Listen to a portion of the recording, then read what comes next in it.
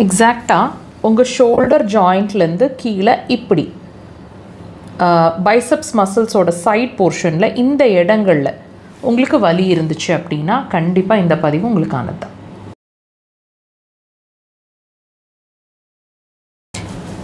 ஷோல்டரோட கொஞ்சம் கீழ் பகுதிகளில் எக்ஸாக்டாக இந்த இடமெல்லாம் உங்களுக்கு வலி இருக்குது அப்படின்னா அப்போது இது அடிக்கடி இருக்குது அல்லது அழுத்தி படுத்ததுனால வந்துருச்சு, வெயிட் லிஃப்ட் பண்ணதுனால வந்துருச்சு, இப்படி தானே யோசிச்சுட்ருக்கீங்க.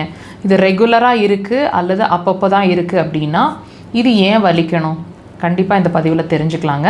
இப்போ இந்த எக்ஸாக்டாக இந்த இடத்துல உங்களுக்கு வலி இருக்குது இல்லைங்களா, இந்த வலி அப்படிங்கிறது உங்களுக்கு உங்கள் உடம்பு ஒரு உறுப்பு வீக் ஆகிட்டுருக்கு அப்படிங்கிறத உங்களுக்கு தெளிவாக சொல்லிகிட்ருக்கு. எந்த உறுப்பு சார்ந்த விஷயம் அப்படின்னு கேட்டிங்கன்னா மலக்குடல் அல்லது பெருங்குடல், அதாவது லார்ஜ் இன்டெஸ்டைன் ஆங்கிலத்தில் சொல்லுவாங்க.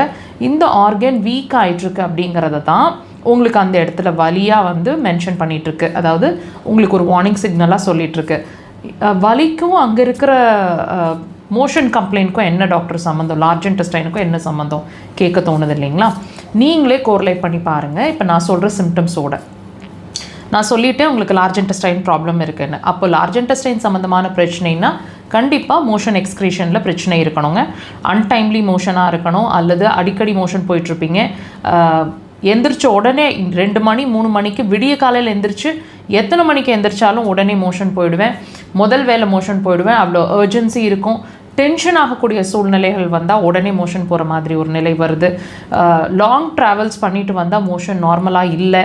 அண்ட் ரொம்ப அடிக்கடி பாடி அடிவயிறு ஹீட் ஆகிட்டு மோஷன் போகிற மாதிரி இருக்குது, தனியாக மோஷன் போகிற மாதிரி இருக்குது, அல்லது மோஷன் ரொம்ப இறுக்கமாக கடினமாகிடுற மாதிரி இருக்குது, தட் இஸ் கான்ஸ்டிபேஷன்.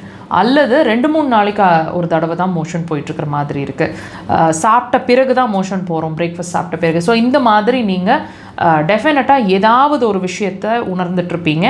கூடுதலாக ஃப்ளேட்லென்ஸ்னு சொல்லக்கூடிய கீழ் வழியாக காற்று பிரியறதையும் சேர்த்து உணர்வீங்க.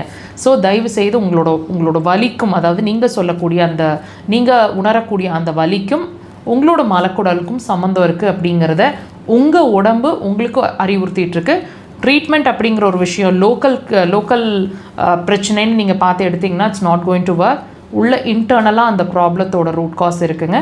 ட்ரீட்மெண்ட் அக்குபஞ்சர் சிறப்பான தீர்வு. ட்ரை பண்ணுங்கள்.